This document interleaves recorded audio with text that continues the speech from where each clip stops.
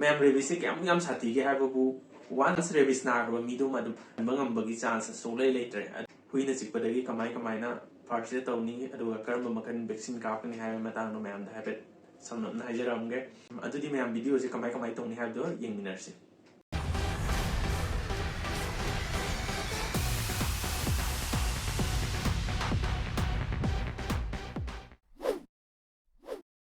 Hello, my name is Vidyananda. I am currently final year MBBS student exam Shillong. Aduga ina ngasi semjade video je yam khangai dena semjaba nate. Mayam da khitang knowledgeable oigadra share tawjage habi semjarapane. Mayam su dum tanarmani pause do ngarang hanje dum huina je ni leitaba yawe na dum haidana ko. Aina video je ngarang hande dum semge na di khanba itar. Class atpane kaine dum matam je dum parak tar leiba adubu mayam ngasi di mayam puni yengminarsi. Ma'am rabies क्या साथी के हाबू ones rabies नाग्रब मीदुम 100% fertility rate ने मा कनबंगंबगी chance सोलै लेत्रे अदुदुना ma'am vaccination सुसोय सोयदना तौथोपियो हुइना चिअगदी कइगुम अदुगा rabies नाबु हुइसिंगसे कमाइ तौगनी हारगदी मोइजे याम aggressive ओइगनी अदगी behaviour change अदुम suddenly उ फंगनेबा अद अमंबदगुंबना हेना लेगनगनेबको rabies नाबु हुइसिंगसे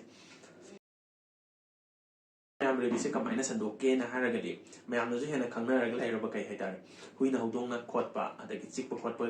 गुंबा अदुगा अतोपा अमसिना अखंग मिसु यारमनी अदगी खंगदब मिसु यारमनी अदो कई हाइतार कोई उंजा अततप गुंबा लेइतरको सिदैदा मोइगी मरै गुंबना लेकपा सिगुंबदगी सोदम संदोए कोगी वैक्सीनेशन तो वई मखनजे जराउंड अहुम थोकना खाइदोपा याय कई हाइतार हाना चिकट्रिकांदा हाना वैक्सीनेशन तौबा अदगी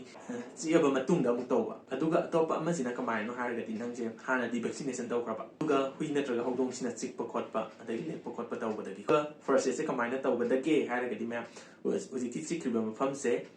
हुइना नत्रगना हौदोंना चिक्रिबा मफमसे नत्रगना लेखरिबा मफमसे सिदैदा इसिंग अफबसिगा सापोनगसिना सेंगना दुम एटलीस्ट मिनिट 30 दी दुम चामथोपी अदुगा मनाक नप पीएचसी नत्रगना हेल्थ केयर फैसिलिटी लेबा मफम अमदा फुल्ली वैक्सीनेशन तौबिबा along with TT मैम टिटानस का हाइना बदो सिनी नको मैम कैसे लुब नतेना वैक्सीनेशन मचा मनी तौबिरगा मरुइबा लाइफ से कलौतेनी अदुगा मी खरा मसु लेदनको असोप जे कई हाइतारे अखोय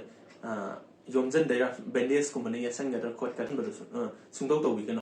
अदुगा मैम असोप खुदिमक टिटानस लोय कापकनी हाइबगी वाखन म लेदनको सिजे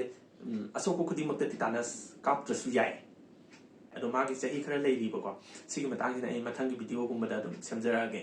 aduga vaccination tawai mawng je makhan ani laye ai sidau sarage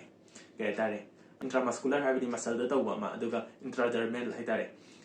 koi unjaji ke makha da tawba ma aduga sigi matang sing de yam kupna haijara ro ye kaigino de hen health care facility ma da satpa kan da dum mayam doctor duna dum numit si da laona dum haira tawba ne bako aduga mayam na semani ba video layer su dum comment da habiramo aduga ngasigi video je nungai khanbiragadi like amadi comment option biramo bye bye